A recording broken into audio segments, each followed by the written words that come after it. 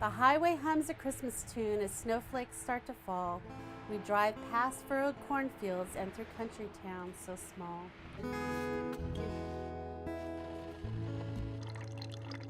Hi, I'm Angie Karcher. I am a children's author. I'm also a mom and a wife. I have 4 children and a wonderful husband who puts up with all of my shenanigans.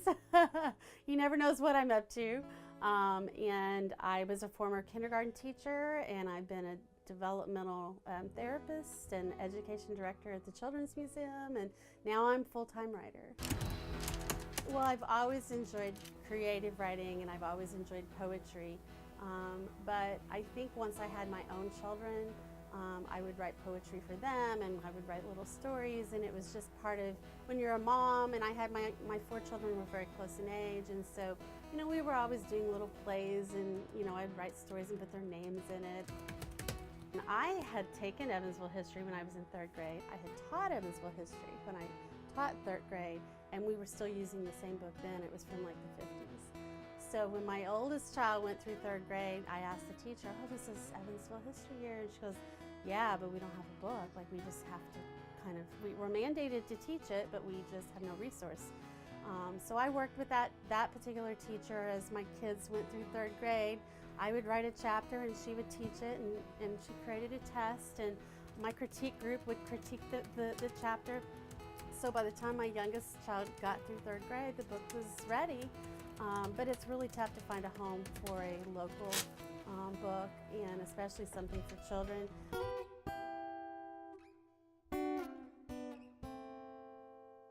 I was asked at the time to sit on the Bicentennial Committee, Evansville's 200th, but the Bicentennial was 2012, and to represent the museum.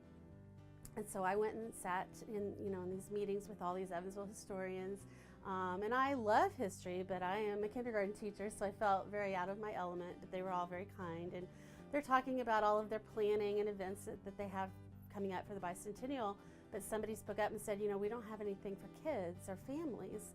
I raised my hand. It's probably the first time I had said anything for weeks of meetings, and I said, I have this book. I said, it's an Evansville history book for kids, and I think it would be a perfect fit for what you're wanting to do. So of course they wanted to see it, and Mark Thompson with MT Publishing here in Evansville had heard about the project and contacted me, and he wanted to see it. And they asked me to write a grant for the Bicentennial, so we were awarded a $13,000 grant, and we put a classroom set of Where the River Grins in all 3rd grade classrooms in the area. And that was the beginning of my writing. And that's when I decided, I think at that time I was about 45, and I thought, if I'm ever really going to pursue this, because I'd been doing it off and on for 20 years, but not seriously. And so I thought, okay, now's my opportunity. Really, it's when you have that idea. When I'm driving, I'm constantly thinking, I'll see something, or I'll hear a child say something, and you get this, oh wait, okay, that could be a great story. And so you kind of, let that simmer in your brain, and you're constantly thinking about the character. And so you're really writing in your head for sometimes weeks before you even sit down to the computer.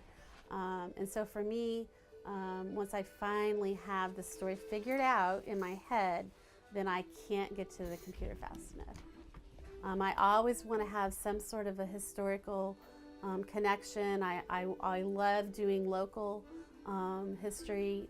It's just something I enjoy, and I also think it's important, that kids and adults can connect and understand, the reasons why things are the way they are.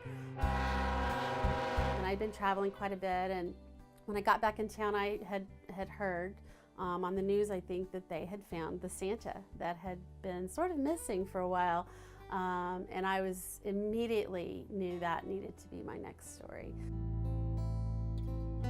"How much longer till we're home?" they asked one winter night. "You'll know we're getting closer when his mitten is in sight."